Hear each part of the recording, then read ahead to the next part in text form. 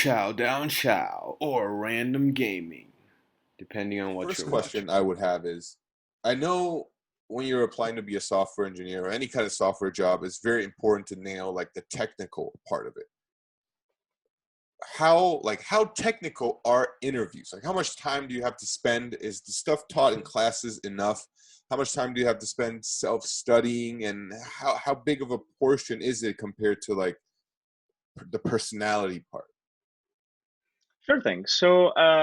I think the 61B and 170 courses and CS 161B and CS 170 courses in Berkeley, I think do a very good job in uh, training you to get into that algorithmic thinking that is kind of required for these software engineering interviews. So what this interview consists of is some companies start off with certain behavioral questions just to see if you are a good like cultural fit to the company. Sure. And then the bulk of the interview ends up being the so-called technical portion. What that is they ask you questions such as like build a particular data structure.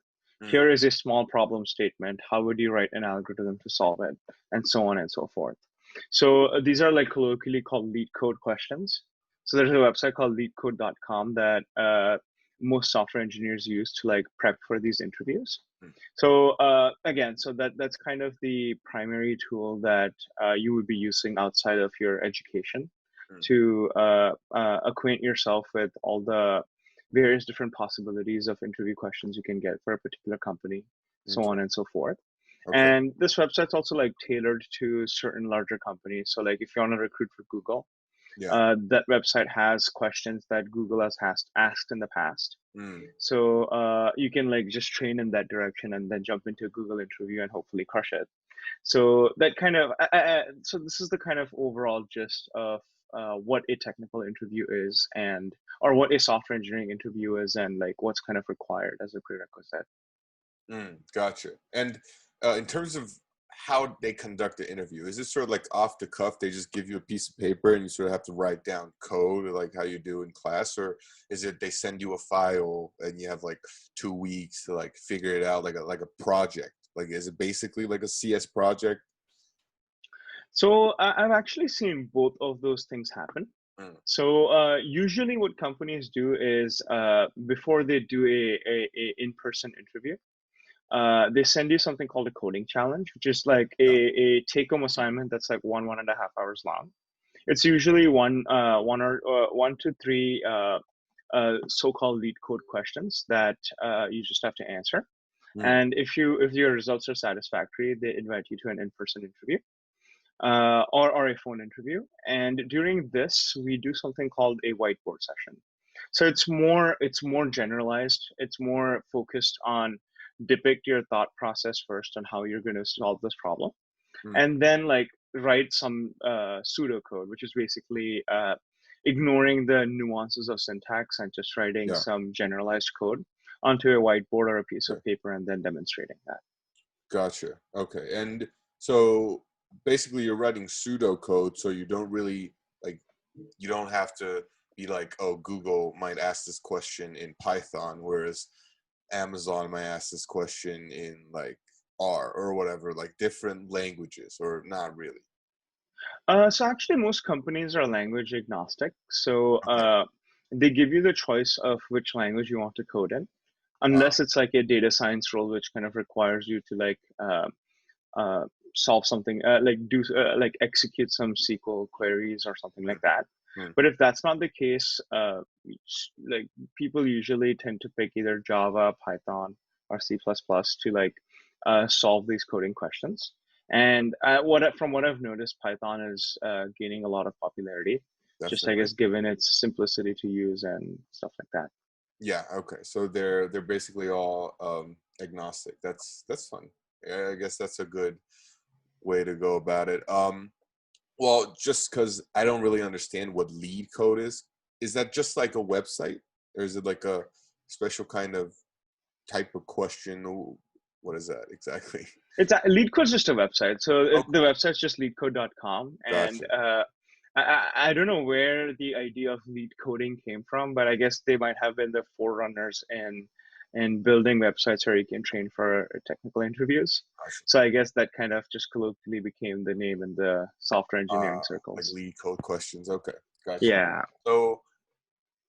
So humor me just a little bit. I feel like I kind of know that there's going to be a coding question like in interviews and with challenges, but just how do they structure the questions? Like maybe put me in your shoes. Like what questions have you encountered? Like typically, what are the questions they ask you? Like what are the problems they ask you to solve? Is it like they ask you to build like a video game, or is it just something simpler like I have this and this is not running well, how do I debug it? Like what are the questions like? Is it open-ended? Is it very, very well written? What do they look like? So most interview questions that I've seen are pretty narrow-ended, in the Yeah, sense that a classic question people ask is reverse a linked list. So linked list is basically a data structure where items go sequentially. They're yeah. like, yeah, just reverse that list with certain constraints put together. Hmm. And yeah, so most questions like follow very similar semantics in the Gotcha. sense that they're very focused in terms of what kind of input they'll be providing and what kind of output needs to be expected off Okay. of it. Okay. And there are like a very limited number of goals that we need to accomplish from that particular task as well. Okay. But that being said, there are some companies that focus on more open-ended design questions. So they're like, hey, company X is facing problem Y. How would you build a system that solves this problem Y? Okay. Sort of like a consulting problem then. It's more about your thought process, not necessarily the ability to write code, I guess, in those questions. I think it's a combination of both. So you Okay. get the consulting aspect of problem solving, breaking down a complex problem into simpler modular parts, and then applying some form of CS concept or technology, a knowledge of technology to solve those modular parts. Gotcha. So I think a lot of companies are trying to like potentially move into a system like that, Hmm. all right, interview format like that. So like compared to last year, or compared to 2 years ago, last year I saw more companies Hmm. doing these open-ended design question formats. Gotcha.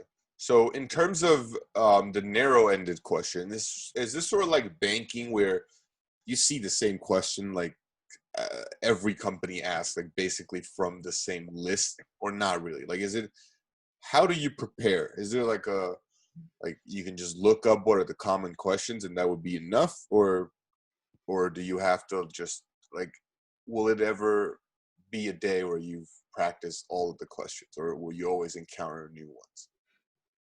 Okay, so I guess going back to LeadCode, their Yeah. website has about like 1,300 questions, if I recall correctly.